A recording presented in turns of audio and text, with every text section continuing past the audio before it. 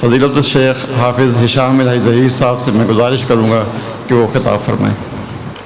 نحمده ونصلي على رسوله الكريم اما بعد اعوذ باللہ من الشیطان الرجیم۔ یہ تھوڑا آگے کریں۔ الف لام میم ذالک الکتاب لا ریب فیہ۔ معزز سامعین گرامی قدر، سب سے پہلے تو میں اپنے رفقا کا، مولانا عمر فاروق کا، قاری متین صاحب کا اور اس ادارے کے تمام معزز علماء کا، اور خاص طور پہ اپنے برادر اور دل کے قریب یاسر سیاب صاحب کا نہایت شکر گزار ہوں کہ انہوں نے اپنی خوشی کی اس تقریب میں مجھے مدعو کر کے میری عزت افزائی کی۔ یاسر بھائی کے ساتھ بڑا پرانا اور گہرا تعلق ہے۔ آج کی یہ تقریب جن قراء اور حفاظ کے اعزاز میں منعقد کی گئی ہے، سب ساتھی دعا کریں اللہ رب العزت ان تمام بچوں کو عالم دین بنائے، حافظ قرآن بنائے اور عالم باعمل بنائے، اور جس نیت کے ساتھ ان کے والدین نے ان کے سینوں میں یہ عظیم الشان کتاب اتارنے کا منصوبہ بنایا، اللہ تعالیٰ ان کے منصوبوں کو پایہ تکمیل تک پہنچائے۔ رستے میں یاسر بھائی سے گفتگو ہو رہی تھی، ایک بات ضمنی طور پہ آئی ہے تو کہہ دیتا ہوں کہ اللہ کے فضل و کرم سے جب متمول گھرانوں کے لوگ اپنے بچوں کو دین کی فیلڈ میں اتارتے ہیں اور عالم دین بنانے کا ارادہ کرتے ہیں، تو اس سوچ اور فکر کے نتیجے میں کبھی احسان الہی ظہیر پیدا ہوتا ہے اور کبھی ڈاکٹر فضل الہی پیدا ہوتا ہے۔ متمول گھرانوں کے لوگ اگر اپنے بچوں سے یہ امید اور یہ آرزو کرنا بند کر دیں کہ ہمارے بچے پیسہ بنانے والی مشین بن جائیں، بلکہ ان سے یہ امیدیں وابستہ کریں کہ یہ بچے کل قیامت کے دن ہمارے لیے صدقہ جاریہ بنیں گے، اور ہمارے بہت بڑے ایک عالم دین تھے، نبینا تھے، ان کے بہن بھائی سارے کے سارے کسی نے سی ایس ایس کیا ہوا تھا اور کسی نے سرکاری نوکری کی ہوئی تھی، اور ایک مرتبہ مولانا عبد المنان وزیر آبادی کی والدہ کو یہ خواب آیا کہ ان کے خامن ان کے خواب میں آئے ہیں۔ خواب حجت شرعی نہیں ہے لیکن تحدیث نعمت کے طور پہ بیان کر رہا ہوں۔ انہوں نے کہا میں نے باقی 10-11 بچوں کو بھی پڑھایا لکھایا، لیکن اللہ کی قسم مجھے ان کا کوئی فائدہ نہ ہوا۔ میرا یہ بیٹا جو عبد المنان وزیر آبادی ہے، میں نے اس کو پڑھایا لکھایا، نبینا تھا، دین کا عالم بنا دیا، اب میں قبر میں ہوں اور قبر کے اندر جنت کا ایک درجہ میرا بڑھا دیا جاتا ہے۔ میں اللہ سے پوچھتا ہوں یہ کیوں کر بڑھا ہے، تو مجھے پتا لگتا ہے میرا بیٹا سجدوں میں میرے لیے دعائیں کر رہا ہے۔ میرے بھائیوں، یہ وہ اعمال ہیں، یہ وہ حسن نیت ہے۔ اللہ رب العزت میرے اس بیٹے کو عالم باعمل بنائے۔ علی کو صرف اس لیے حافظ قرآن بنایا گیا کہ اس کے سینے میں یہ کتاب اترے گی اور وہ اس کی روشنی انشاءاللہ پوری دنیا میں پھیلائے گا۔ میرے بھائیوں، ایمانداری سے بتلاؤ جتنے بیٹھے ہو، مولانا عبد الغفار مدنی صاحب حفظہ اللہ کتنی عمدہ گفتگو کر رہے تھے۔ آج سے 100 سال قبل بتائیے، 100 سال قبل کا کوئی شخص اس دھرتی کے اوپر موجود ہے؟ 200 سال قبل کا کوئی شخص؟ آپ کے پردادا کے دادا میں سے کوئی ایک نام آپ کو یاد ہو؟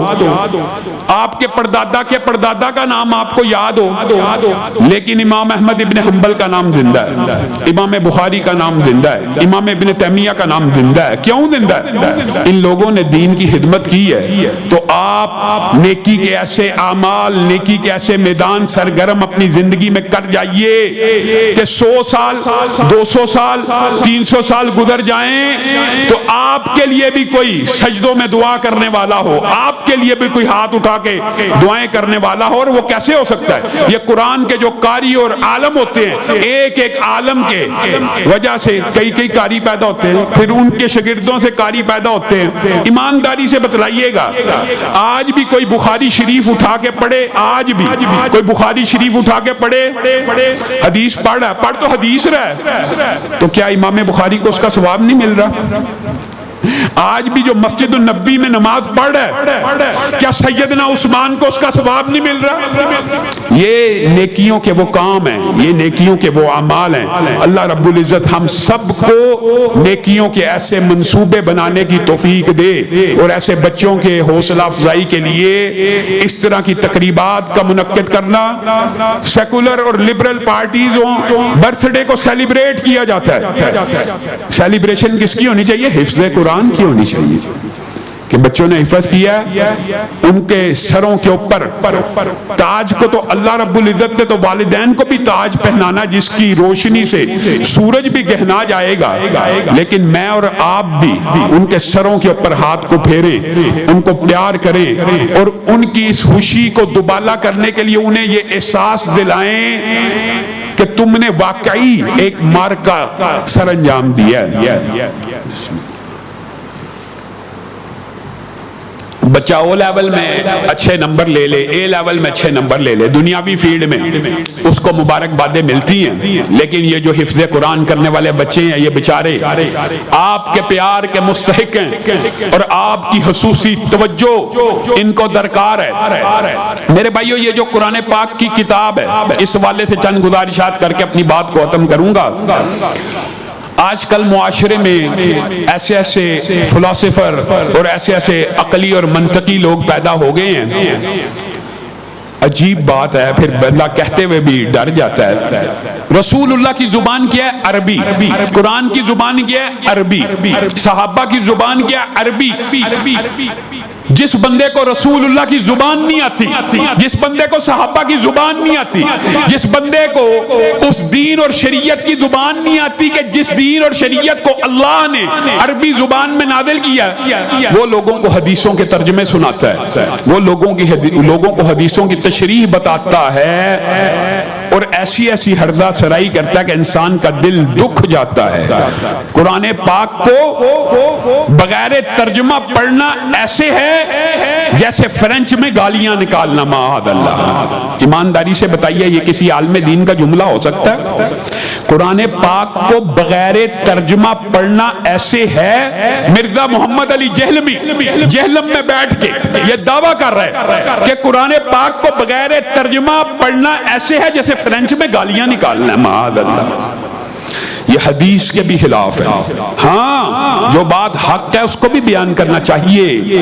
ہم بھی کہتے ہیں کہ قرآن پاک کو ترجمے کے ساتھ پڑھو، قرآن پاک کو سمجھ کر پڑھو، لیکن ایمانداری سے صرف ایک حدیث یاد کر لیجئے، اور اس طرح کے باطل جاہل جن کو زبان عربی کی الف با بھی نہیں آتی، ان کے مغالطوں اور وسوسوں سے بچ جائیے۔ سب کو یہ حدیث پتا ہے، لیکن آپ اس وقت اس کی بات سن کے انجوائے کر رہے ہوتے ہیں، اور میں ابھی پوچھوں گا انشاءاللہ، علم اتنا عام ہو گیا سب کو پتا ہوگا۔ رسول اللہ صلی اللہ علیہ وسلم نے فرمایا ہر حرف کو قرآن پاک کے پڑھنے کی کتنی نیکیاں ہیں؟ الحمدللہ سب کو پتا ہے نا کتنی نیکیاں ہیں؟ اور میں یہ نہیں کہتا الف لام میم ایک حرف ہے، بلکہ الف حرف ہے، لام حرف ہے، سب کو پتا ہے الحمدللہ۔ اب آپ صرف ایک حدیث کو آپ نے دماغ میں رکھا ہے، لیکن اس کی تطبیق آپ نے نہیں کرنی۔ الف لام میم کتنی نیکیاں مل گئی ہیں؟ 30 نیکیاں۔ اٹھائیے تفسیریں، شیخ الحدیث بیٹھے ہیں، محدث دورہ عبد الغفار مدنی حفظہ اللہ بیٹھے، پوچھئے الف لام میم کا ترجمہ کیا ہے؟ تفسیر اٹھا لیجئے، دنیا کے شیوخ الحدیث سے پوچھ لیجئے الف لام میم کی کیا ٹرانسلیشن ہے، الف لام میم کا کیا ترجمہ ہے؟ یہ بغیر ترجمہ بغیر سمجھ پڑھنے کی 30 نیکیاں ملی ہیں کہ نہیں ملی؟ تو یہ بکواس کرنا کہ الف لام میم یا بغیر ترجمے کے قرآن پڑھنا ایسے ہے جیسے فرینچ میں گالیاں نکالنا، ایسے بندے کو آپ عالم دین سمجھتے ہیں اور اس کے فلسفے سے متاثر ہوتے ہیں؟ میرے بھائیو، بے شک قرآن صرف کتاب ثواب نہیں ہے، لیکن یہ انکار کر دینا کہ قرآن کتاب ثواب ہے ہی نہیں، یہ بھی بہت بڑا مغالطہ ہے۔ قرآن کتاب ہدایت ہے، ہم مانتے ہیں، اور اس کلیے کا بھی رد کرتے ہیں کہ قرآن کو سمجھنے کے لیے 14 علوم چاہیے، ہرگز نہیں۔ قرآن کا ترجمہ کرنے کے لیے کسی عالم دین کو، کسی شیخ الحدیث کو، کسی مفسر کو ہو سکتا ہے 14 سے زیادہ علوم بھی آنے چاہیے، کیونکہ اس نے ترجمہ کرنا ہے۔ آپ سب نے اور میں نے ترجمہ پڑھنا ہے، کیا ہوا پڑھنا ہے۔ اس کیے ہوئے کو سمجھنے کے لیے 14 علوم کی ضرورت نہیں ہے، صرف آپ کو اردو زبان آتی ہے، آپ اس کو سمجھ سکتے ہیں۔ یہ فلسفہ بھی باطل ہے جو معاشرے میں پھیلایا گیا۔ ہرگز نہیں قرآن پاک کو ہاتھ لگانا، یہ قرآن پاک کو کھولنے سے پہلے 14 علوم آئیں گے، پھر آپ قرآن پاک کھولیں گے، اس کے علاوہ آپ گمراہ ہو جائیں گے۔ نہیں، ہدی للناس ہے، یہ لوگوں کی ہدایت کے لیے، یہ بات مانتے ہیں، اس فلسفے کا بھی رد کرتے ہیں، لیکن اس کا مطلب یہ ہے کہ قرآن کتاب ثواب ہی نہیں۔ یہ جو فلسفہ ہے، اس کا رد رسول اللہ صلی اللہ علیہ وسلم نے اپنی زندگی میں کیا۔ کون ہے جو نماز کے اندر 3 آیتوں کی تلاوت کر کے 3 اونٹنیوں جتنا انفاق فی سبیل اللہ کا ثواب لینا چاہتا ہے؟ 4 پڑھے گا 4، 5 پڑھے گا 5، 10 پڑھے گا 10۔ ایک اونٹنی خوبصورت اونچی لمبی توہان والی آج کے دور میں بھی 3 لاکھ 4 لاکھ کی ہے، 5 لاکھ کی بھی ہوتی ہے۔ 3 آیتیں صرف پڑھی، 10 لاکھ انفاق فی سبیل اللہ کا اجر و ثواب پا لیا۔ یہ تو تھا نماز میں۔ یہ ثواب ملا کہ نہیں ملا؟ بغیر ترجمے کے بھی ملا کہ نہیں ملا؟ اور جہاں تک بات ترجمے کے ساتھ سمجھ کے ہے تو رسول اللہ صلی اللہ علیہ وسلم نے کہا، کون ہے جو وادی بطحا سے 2 تازہ موٹی تازی اونٹنیوں کو، کوہانوں والیوں کو بغیر ظلم کے، بغیر زور و زبردستی کے حاصل کرنا چاہے، یعنی اس کا بھی انفاق فی سبیل اللہ اور اس کا بھی اجر و ثواب چاہے؟ مفہوم یہی ہے۔ ہر ساتھی نے کہا کہ ہم چاہتے ہیں، تو رسول اللہ نے کہا پھر تم مسجدوں میں کیوں نہیں آتے اور وہاں پہ آ کے اللہ کے کلام میں سے صرف 2 آیتوں کو سمجھ کر پڑھ لو۔ یہ سمجھ کے پڑھنے کی فضیلت ہے، بغیر سمجھ کے تھا الف لام میم 10 نیکیاں، اور اگر سمجھ کے پڑھا جائے تو رسول اللہ نے کہا اگر 2 آیتیں سمجھ کے پڑھ لی تو 2 اونٹنیوں کو اللہ کے راستے میں خرچ کرنے کا اجر و ثواب پالو گے۔ اب بتائیے 2 آیتیں، ہم میں سے کون ایسا ہے؟ یہ ہمارا قصور ہے، ہم غافل ہیں۔ انفاق فی سبیل اللہ بہت بڑی عطا ہے، بہت بڑی نعمت ہے، لیکن کچھ کام رسول اللہ نے ایسے بتائے ہیں جو انفاق فی سبیل اللہ کے برابر کے ہیں اور اس میں اتنا سٹرگل اور محنت نہیں ہے۔ 2 آیتیں، کون ایسا نوجوان، جتنے بچے بیٹھے ہیں، آپ بھائی بیٹھے ہیں، کیا ہر روز صرف صبح فجر کی نماز کے بعد، ہر روز کیا ظہر کی، عصر کی، کوئی ایک روٹین بندہ بنا لے؟ آج ارادہ کریں، نیکیوں کے ارادے باندھنے کے، آج کے بعد یہاں اس مجلس میں وعدہ کرتے ہیں، اللہ رب العزت کے ساتھ عہد کرتے ہیں، میرے ساتھ نہیں، اللہ کے ساتھ عہد کرتے ہیں، اللہ آپ کے کلام میں سے 2 آیتیں، 3 آیتیں، 4 5، ہر بندہ اپنی استطاعت کے مطابق وعدہ کرے کہ ہر روز صرف 2 آیتیں ترجمے کے ساتھ سمجھ کے تلاوت کر لوں گا۔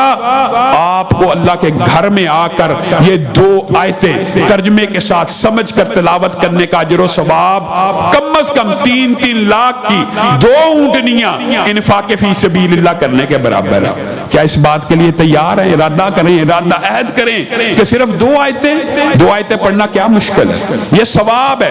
اور اگر ثواب کی باتیں کریں تو سنن نبی داؤد کی بھی ایک حدیث آ گئی ہے۔ یہ قرآن کا جو آج آپ نے موضوع رکھا ہے، اللہ کے فضل و کرم سے علماء اس کے اوپر 1 سال جمعہ پڑھاتے ہیں، ایک قرآن کے موضوع کے اوپر، تو اتنا مفصل موضوع ہے، صرف ان میں سے چند باتیں آپ کے گوش گزار کرنا چاہتا ہوں۔ ایک یہ ثواب کی کتاب بھی ہے، کتاب ہدایت بھی ہے، ایک ثواب اور اجر ایسا ہے کہ کوئی بندہ قرآن پاک کی 1000 آیتوں کا اگر قیام کرے، 1000 آیتوں کا اگر قیام کرے، 2 رکعت کے اندر کر لے، 8 رکعت کے اندر کر لے، تو کل قیامت کے دن اس کے نامہ اعمال میں ایک ایسا خزانہ لکھ دیا جاتا ہے۔ ادھر آپ نے 1000 آیتوں کا قیام کیا، ادھر آپ کے نامہ اعمال میں کل قیامت کے دن کے لیے ایک ایسا خزانہ لکھ دیا گیا ہے کہ زمین و آسمان کے سارے خزانے جمع ہو جائیں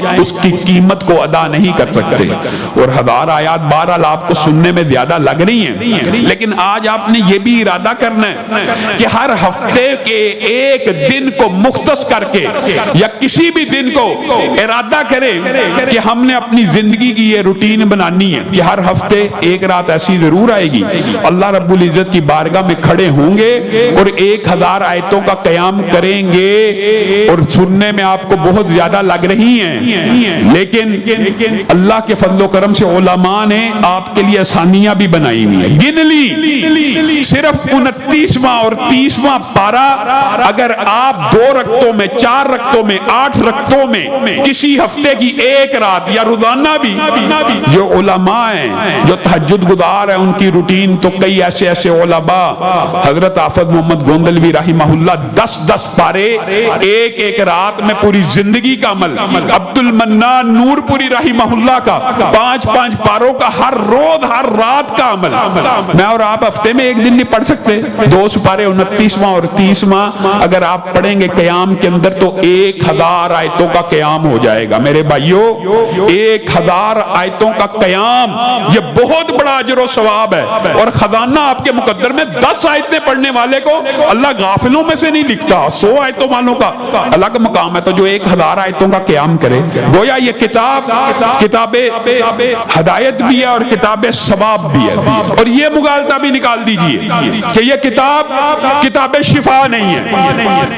وَنُنَزِّلُ مِنَ الْقُرْآنِ مَا هُوَ شِفَاء، اللہ کہہ رہا ہے یہ کتاب شفا بھی ہے۔ یہ جو آپ آج کل فلاسفر سے عقلی اور منطقی اور اس طرح کی باتیں سن رہی ہیں نا، یہ قرآن پاک معاذ اللہ کتنا رقیق اور غلیظ جملہ ہے۔ قرآن پاک کی مماثلت فرینچ کی گالیوں کے ساتھ، اور قرآن پاک کا رد جی اس کو جی آپ نے شفا کے لیے رکھا ہوا ہے، جی اس کو ثواب کے لیے رکھا ہوا ہے۔ بھائی جہاں کی بات ہے وہاں تک رکھو، کتاب ہدایت بھی ہے، لیکن اس بات کا انکار کر دینا کتاب شفا ہی نہیں ہے۔ اللہ رب العزت کہہ رہا کتاب شفا ہے۔ سب ساتھیوں کو وہ حدیث پتہ ہے، رسول اللہ کے صحابی گئے تھے، بچھو کاٹا تھا، بعض روایات میں سانپ کاٹا تھا، سب کو پتہ ہے۔ دم کیا تھا کس کا دم کیا تھا؟ سورہ فاتحہ کا، الحمدللہ سب کو پتہ ہے۔ سورہ فاتحہ کا دم کیا تھا، صرف فاتحہ پڑھی تھی، شفا ملی تھی کہ نہیں تھی ملی؟ صرف فاتحہ سے شفا ملی تھی کہ نہیں تھی ملی؟ لیکن اس بات کا بھی ہم رد کرتے ہیں، جو بات رد کرنے والی ہے اس کا رد کرنا چاہیے۔ شفا کیسے ملی تھی؟ پڑھ کے ملی تھی کہ لٹکا کے ملی تھی گلے میں؟ پڑھ کے ایمانداری سے بتلائیے گا۔ آب زمزم میں شفا ہے، جس نیت سے پیا جائے نیت مراد پوری ہوتی ہے۔ شہد میں شفا ہے، کلونجی میں شفا ہے۔ اگر کوئی بندہ شہد کی بوتل گلے میں لٹکا کے چلنا پھرنا شروع کر دے اور آپ میں سے کوئی اس کو روک کے پوچھے یہ کیا ہے، یہ جی قرآن پاک میں شفا ہے، شہد کے بارے میں قرآن میں آیا شفا ہے، میں نے گلے میں لٹکائی ہوئی، تو آپ میں سے یہ بچہ بھی، چھوٹا بچہ بھی اٹھ کے کیا کہے گا؟ اللہ کے بندے پیے گا تو شفا ملے گی کہ لٹکائی پھرے گا تو شفا مل جائے گی؟ کلونجی گلے میں لٹکانے سے شفا مل جائے گی، شہد گلے میں لٹکانے سے شفا مل جائے گی۔ آب زمزم کی 10 لیٹر کی بوتل اپنی کمر پہ لاد لے، سارا دن چکر کھاتا رہے، اس سے شفا مل جائے گی؟ اور بھائی پیے گا تو ملے گی۔ تو قرآن پاک لادنے سے اور قرآن پاک کے طبیز باندھنے سے اور قرآن پاک جیب میں رکھنے سے شفا ملے گی کہ پڑھنے سے ملے گی؟ عام فہم بات ہے۔ اس بات کو ہم مانتے ہیں، لیکن یہی انکار کر دینا کہ قرآن میں شفا ہی نہیں۔ میں اپنی زندگی کا، وہ تو رسول اللہ صلی اللہ علیہ وسلم کا واقعہ ہے نا۔ ہمارے ایک دوست ہیں، ان کو بلڈ کینسر ہوا، عبید الرحمان محسن صاحب کے ٹیچر فیلو ہیں، واپس بلڈ کینسر ہوا، بلڈ کینسر۔ ڈاکٹر نے کہا لے جاؤ، مر جائے گا 6 مہینے کے اندر اندر، بس آخری دموں پہ ہے، اس کو لے جاؤ، اس کے ساتھ اچھا معاملہ کیا جائے۔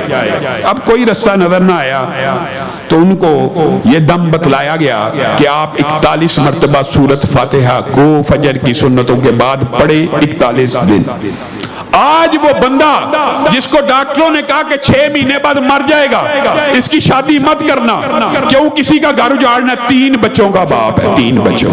یہ پرانا واقعہ ہے، یہ آج کا واقعہ ہے، آپ کے اسی پنڈی اور اسلام آباد کا واقعہ ہے۔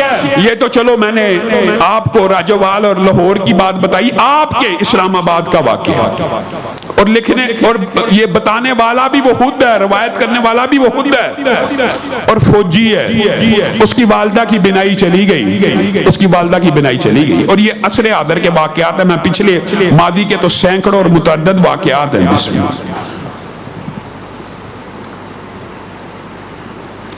اس کی والدہ کی بینائی چلی گئی، ڈاکٹروں نے کہا کوئی علاج نہیں، بڑے پیسے، فوجی ہے، ظاہر ہے اچھے لنکس ہیں، روابط ہیں، اچھے اسپتالوں میں گیا، کوئی علاج نہیں۔ اس کی والدہ نے 13 لائنی وہ قرآن پڑھا کرتی تھی، اس کی والدہ نے اللہ کو کہا اللہ نظر تو آپ نے لے لی ہے، لیکن مجھے دکھ اس بات کا میں حافظہ نہیں ہوں، مجھے قرآن اوپر سے دیکھ کے تو پڑھنا آتا تھا، اب میری آنکھیں نہیں، میں کیسے پڑھا کروں گی، لیکن اللہ جو منزل میں نے اپنی زندگی میں پڑھی ہے، جتنے صفحے مقرر کیے تھے ہر روز پڑھنے کے، وہ اب بھی میں پڑھوں گی۔ کس طرح؟ مجھے صرف بسم اللہ الرحمن الرحیم کی آیت آتی ہے، بسم اللہ الرحمن الرحیم، بسم اللہ الرحمن الرحیم، بسم اللہ الرحمن الرحیم، 13 مرتبہ، 13 لائنی قرآن ہے، 13 مرتبہ ایک صفحے پہ پڑھوں گی۔ جتنی صفحات اپنی زندگی میں پڑھا کرتی تھی ہر روز، نظر جانے کے بعد بھی پڑھوں گی۔ اس کے بچے نے خود لکھا، ابھی 3 مہینے نہیں گزرے تھے کہ اللہ نے میری والدہ کی بینائی کو واپس کر دیا، صرف بسم اللہ الرحمن الرحیم پڑھنے سے۔ اب بتائیے یہ کتاب شفا نہیں ہے؟ کتاب شفا بھی ہے، کتاب ثواب بھی ہے، کتاب ہدایت بھی ہے، اور دکھ اور افسوس کی بات ہے کہ یہ باتیں تو ہم نے سمجھ لی، اور آج کے بعد یہ بات بھی آپ نے ابلاغ کرنی ہے کہ قرآن پاک کو لٹکا کے نہیں پھرنا، اور دکھ ہوتا ہے کئی مرتبہ ٹی وی کے اوپر بیٹھ کے بھی اس طرح جیلی پیر، اب بندہ کیا کہ جو پکڑا جائے وہ جیلی ہے، باقی سارے ہی اصلی ہیں۔ ان کے ساتھ کئی دفعہ گفتگو ہوتی ہے تو وہ آگے سے کہتے ہیں جی قرآن کا تویز لکھا ہوا ہے۔ کس کا تویز لکھا ہوا ہے؟ قرآن کا تویز لکھا ہے۔ اللہ کے بندو ایمانداری سے بتلاؤ، ایمانداری سے۔ آج آپ نے یہ بات سوچ اور فکر کو خاص طور پہ اس ایریے اور اس علاقے کے لوگوں میں یہ بیماری عجیب ہے۔ پیر صاحب نے تویز لکھا جی شرکیہ نہیں ہے، اللہ کا شکر ہے اب شرک کے خلاف آواز معاشرے میں پھیل، جی شرکیہ نہیں ہے، قرآنی تویز ہے جی، قرآن کی آیت لکھی ہے، وہ آپ اپنے گھر میں سرانے کے نیچے جا کے الماری کے اندر جا کے وہ رکھ لیں، قرآنی آیت والا تویز، کیا ہوگا؟ گھروں پہ برکتوں کا نزول ہو جائے گا، رحمتوں کا نزول ہو جائے گا۔ کیوں؟ یہ پیر صاحب نے قرآن کی آیت لکھ کے دی ہے۔ وہ بندہ گھر جا کے الماری میں رکھتا ہے، جب الماری کھولتا ہے آگے 10 قرآن پڑے ہوئے ہیں، 10 قرآن ہر بندے کے گھر کی الماری کے اندر، چاہے مسلمانوں کا گھر ہو، قرآن پڑھا ہوتا ہے کہ نہیں پڑھا ہوتا؟ پورا قرآن گھر میں پڑھا ہے، اس سے خیر برکت کی نزول نہیں ہوا۔ ایک پیر نے آیت لکھ دی ہے، اس سے خیر و برکتوں کا نزول ہو جانا۔ عقل کے اوپر کیسا پردہ؟ بھائی کھول کے پڑھو گے، چاہے ایک آیت ہی پڑھو گے تو خیر کا اور برکت کا نزول ہو جائے گا۔ ہر گھر کے اندر قرآن موجود ہے۔ تجھے کس نے مغالطہ ڈال دیا کہ پیر ایک آیت لکھے گا تو برکت آ جائے گی؟ گھر میں سینکڑوں قرآن پڑھے میں ان سے نہیں آنی۔ یہ عقل کے پردے ہیں، یہ باتیں ہم مانتے ہیں، یہ ابلاغ کرنا بھی ضروری ہے، لیکن اس طرح کے باطل فلسفے اور 2 باتیں جو بہت اہم ہیں صرف قرآن پاک کے حوالے سے، بعض لوگ قرآن پاک پڑھ بھی لیتے ہیں اور سمجھ بھی لیتے ہیں اور اگلا مرحلہ ہوتا ہے اس کے اوپر عمل کرنے کا. علماء اس بحث کو جانتے ہیں, پہلا پڑھنا ہے, پھر غور و فکر کرنا ہے, پھر اس کا عمل, اس کے اوپر اس کے مطابق عمل کرنا ہے. ایک بات یہاں سے آگے بھی شروع ہوتی ہے کہ کیا قرآن پاک صرف شفا اور ذاتی ہدایت اور ذاتی ثواب کی کتاب ہے کہ قرآن پاک دستور کی, آئین کی اور قانون کی بھی کتاب ہے؟ یہ مسئلہ سمجھنا بھی بڑا ضروری ہے. هو الذی ارسل رسولہ بالہدی ودین الحق لیظہرہ, یہ جو آیت ہے نا, یہ اس بات کو بیان کرتی ہے کہ قرآن پاک ہدی للناس کے علاوہ دستور حیات بھی ہے, ریاست کا آئین بھی ہے, ریاست کا قانون بھی ہے. یہ کتاب صرف ثواب کی کتاب نہیں, صرف شفا کی کتاب نہیں, صرف عمل کی کتاب نہیں, صرف اس کو ذاتی ہدایت کی کتاب نہ سمجھا جائے, بلکہ یہ کتاب رہنما بن کے آئی ہے, مقتدا, پیشوا. یہ کلام اللہ ہے, یہ اللہ کا کلام ہے. ایمانداری سے بتلاؤ, اللہ اگر کن کہہ دے, صرف کن, 2 حرف, تو جو اللہ چاہتا ہے وہ ہو جاتا ہے. آپ کو اللہ رب العزت نے یہ کتاب عظیم صرف 2 حرف دیے, لاکھوں حروف پر مشتمل کتاب دے دی. وَلَوْ أَنَّ قُرْآنًا سُيِّرَتْ بِهِ الْجِبَالُ أَوْ قُطِّعَتْ بِهِ الْأَرْضُ أَوْ كُلِّمَ بِهِ الْمَوْتَى. دنیا میں اگر کوئی کتاب ایسی ہے کہ جس سے پہاڑ چل پڑے, زمین پھٹ جائے, مردے زندہ ہو جائیں, اللہ کہہ رہا ہے مردے زندہ ہو جائیں, تو وہ کتاب کون سی ہے؟ صرف قرآن. یہ قرآن آپ کے اور میرے دلوں کو نرم کرنے کے لیے بھی آیا. یہ باتیں دباچے کے طور پہ ہیں کہ اگر یہ قرآن لو انزلنا هذا القرآن على جبل لرأيته خاشعا, یہ اگر پہاڑوں کے اوپر بھی نازل ہو جاتا وہ کپ کپانا شروع کر دیتے. تیرے دل کے اوپر اس کا کوئی اثر نہیں ہوا, اور تیرا دل اتنا پتھر ہے کہ پہاڑ سے بھی زیادہ سخت ہے. تجھے قرآن کی کوئی فہم, کوئی تدبر, کوئی غور و فکر, تجھے قرآن آج تک یہی نہیں بتا سکا کہ یہ کتاب دستور ہے, یہ کتاب ہدایت ہے, یہ کتاب سیاست ہے, یہ کتاب رہنما ہے. اگر میں اور آپ صرف اس ایک نقطے کو سمجھ لیں, اللہ کی قسم زندگی بدل سکتی ہے, اور نقطہ نظر, فکر, سوچ, ہر چیز بدل سکتی ہے. کیا میں اور آپ آج یہاں پر بیٹھ کر سجدے کریں, اللہ کی تسبیحاں پڑھیں, سبحان اللہ کہیں, الحمدللہ کہیں, اللہ اکبر کے نعرے لگائیں, اللہ کی قسم پورے عالم کفر کو کوئی اعتراض نہیں ہوگا, کوئی ان کو فرق نہیں پڑے گا. چاہے آپ ہزاروں کی تعداد میں آیتیں پڑھتے رہیں, ہزاروں تسبیحاں کرتے رہیں, ہزاروں چلے کاٹتے رہیں, کوئی فرق نہیں پڑے گا. لیکن آپ میں سے صرف 10, 20, 50, 100, 2 ایک بندہ بھی یہ بات لے کے کھڑا ہو جائے کہ یہ قرآن پاک ذاتی عمل کی بھی کتاب ہے اور دوسرے کے اوپر نافذ کرنے والی کتاب بھی ہے, یہ دستور حیات بھی ہے, یہ ریاست کا قانون بھی ہے, یہ نظام معیشت بھی ہے, یہ نظام عدالت بھی ہے, یہ نظام سیاست بھی ہے, تو پورا عالم کفر آپ کے خلاف کھڑا ہو جائے گا. یہ قرآن کے نظام کی, یہ اقامت دین کی تحریک کی بات کون کر رہا ہے؟ پورا عالم کفر آپ کے سجدوں سے پریشان نہیں ہوگا. کس بات سے پریشان ہوتا ہے؟ کہ اس قرآن کو لوگوں کے اوپر نافذ کر دیا جائے.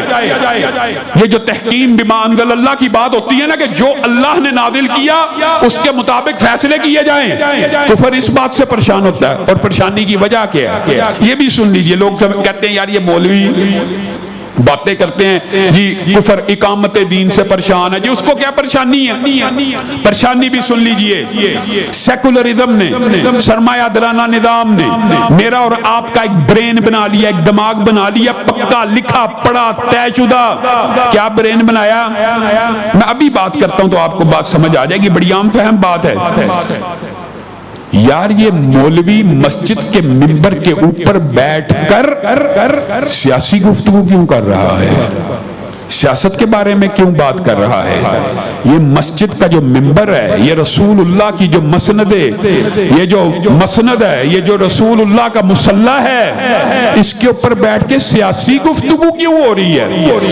क्या रसूलुल्लाह सल्लल्लाहु अलैहि वसल्लम एक सिस्टम लेके आए हैं, एक निजाम लेके आए हैं और एक दस्तूर हयात लेके आए हैं, एक किताब लेके आए हैं, हुवल्लज़ी अरसला रसूलहू बिलहुदा व दीनिल हक की पूरा दीन लेके आए हैं कि सिर्फ नमाज, रोजा, ज़कात और इबादत और तस्मिया लेके आए हैं। आपको ये फलसफा और मुगालता आपके दिमाग में सेकुलर और सरमायादाराना निजाम ने डाला है कि मौलवी का जो काम है वो मस्जिद तक महदूद होना चाहिए, मौलवी का दीन मस्जिद तक महदूद रहे, रसूलुल्लाह का दीन सिर्फ मुसल्ले तक महदूद रहे, रसूलुल्लाह का दीन बाजार में नहीं जाना चाहिए, रसूलुल्लाह का दीन अदालत में नहीं जाना चाहिए, रसूलुल्लाह का दीन रियासत में नहीं जाना चाहिए, रसूलुल्लाह का दीन तख्त पे नहीं आना चाहिए। इसलिए मौलवी के बारे में कहा जाता है मौलवी मिंबर के ऊपर सियासी गुफ्तगू क्यों कर रहा है। कौन करे? चोर साहब करें जी, लुटेरे करें जी, वडेरे करें जी, जगीरदार करें जी, सियासतदान करें। किस कदर अफसोस की बात है। क्या आप में से कोई एक बंदा ये चाहता है कि मिंबरे रसूल कितनी पकीज़ा और मुतहर जगह होती है। और बात आई है तो इस बात को खोलकर अपनी बात को खत्म करूंगा, आपका ज्यादा टाइम नहीं लेता। क्या आपने ये हदीस नहीं सुनी हुई? रसूलुल्लाह सल्लल्लाहु अलैहि वसल्लम आप सबने सुनी है, लेकिन आपके दिमाग से ओझल हो जाती है। सरमायादाराना निजाम ने कब्जा ऐसा किया हुआ है कि दीन को देश निकाला दे दिया गया, मस्जिद को, मदरसे को और सियासत और रियासत को अलग अलग करके दीन का बेड़ा गर्क कर दिया गया है। जुदा हो दी सियासत से तो रह जाती है चंगे दी। ईमानदारी से बताइए, ये हदीस मैं पढ़ूंगा आपको समझ आ जाएगी। उसका दिबाचा आपके सामने रखता हूं कि बनी इसराइल के नबी, उनके सियासी वो रसा भी हुआ करते थे। एक नबी जाता था, दूसरा नबी उसका सियासी वारस बन जाता था। और रसूलुल्लाह सल्लल्लाहु अलैहि वसल्लम ने फरमाया मेरे बाद अंबिया नहीं आएंगे, मेरे बाद अंबिया, मेरे बाद अंबिया, सबने हदीस सुनी हुई है, लेकिन उलमा आएंगे। रसूलुल्लाह ने क्या कहा? मेरे बाद उलमा आएंगे, अंबिया नहीं आएंगे लेकिन उलमा आएंगे। और हदीस आप मुकम्मल कीजिए, वो उलमा मेरे वारिस होंगे, वो उलमा नबियों के वारिस होंगे। क्या सिर्फ मुसल्ला रसूल के वारिस होंगे? आपकी अकल के ऊपर कैसा बढ़ता है कि आप मुसल्ला रसूल के ऊपर किसी शराबी को, चोर को और लुटेरे को खड़ा नहीं होने देते, लेकिन तख्ते रसूल के ऊपर बदकिरदार भी बैठ सकता है, जानी भी बैठ सकता है, शराबी भी बैठ सकता है।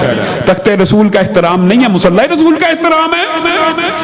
क्या खिलाफत रसूल का कोई एहतराम नहीं है? क्या इस्लामी रियासत का जो तख्त होता है वो तख्ते रसूल नहीं है? आपको सिर्फ मस्जिद का मिंबर रसूल नजर आता है? आपको तख्ते रसूल के ऊपर आप जरा 75 साल का मुतालिया कर लीजिए, कोई एक आप हुक्मरान ऐसा बता दीजिए जो फजर की नमाज पढ़ा सकता हो सकता है दोहर असर में तो ड्रामा करके कोई पढ़ा ले, कोई एक ऐसा गुजरा जो फजर की इमामत करा सकता हो। अल्लाह की कसम आप तारीख उठा के देख लीजिए, तारीख का अदना सा तालिब इल्म, और एक तालिब इल्म होने के नाते आपको ये बात बतला रहा हूँ, दर्द दिल से बतला रहा हूँ। इस्लाम अल्लाह की कसम उस वक्त तक गालिब रहा जब तक मुसल्ले का इमाम रियासत का इमाम बनता रहा। इस्लाम उस वक्त तक गालिब रहा जब तक रियासत का इमाम मुसल्ले की इमामत करवाने की अहलियत रखता रहा। ये दोनों बातें एक जैसी है। मुगल बादशाह बड़े बुरे थे, सारी जिंदगी हमने हिस्ट्री पढ़ी है ना, बड़े बुरे थे, ऐसे थे, वो थे जी, ऐसे थे जी, ऐसे थे, अय्याश थे, ये थे। अल्लाह की कसम नमाज का वक़्त आता था तो इमामत करवाया करते थे, जुम्मे का वक़्त आता था तो जुम्मा पढ़ाया करते थे। आप मुझे बतलाइए, रसूलुल्लाह दुनिया से चले गए, हजरत अबू बकर उनको तो मुसल्ले का इमाम भी बनाया, کیا حضرت ابو بکر صرف مصلی کے امام تھے کہ ریاست کے بھی امام تھے؟ حضرت عمر مصلی کے امام تھے کہ ریاست کے امام تھے؟ دونوں کے. حضرت عثمان مصلی کے امام تھے کہ ریاست کے؟ حضرت علی مصلی کے امام تھے کہ ریاست کے؟ جب تک مصلی اور ریاست تخت رسول مسند رسول ایک طبقے کے پاس رہی، اسلام غالب رہا. جب سرمایہ دارانہ نظام نے آپ کو یہ وسوسہ ڈال دیا کہ تخت رسول کے اوپر چور بیٹھ سکتا ہے، تخت رسول کے اوپر بڈیرا بیٹھ سکتا ہے، تخت رسول سیاست ہے، تخت رسول بری ہے، سیاست یہ نہیں ہے. اسلام کے ساتھ جو کھلواڑ اس طبقہ ہائے فکر نے سرمایہ دارانہ نظام نے کیا، آج میں اور آپ یہ مہنگائی کی صورت میں وہی عذاب بھگت رہے ہیں. وہی دیری نہ بیماری، وہی نہ محکمی دل کی، علاج اس کا یہی آب نشاط انگیز ہے ساکی. یہ قرآن علاج ہے.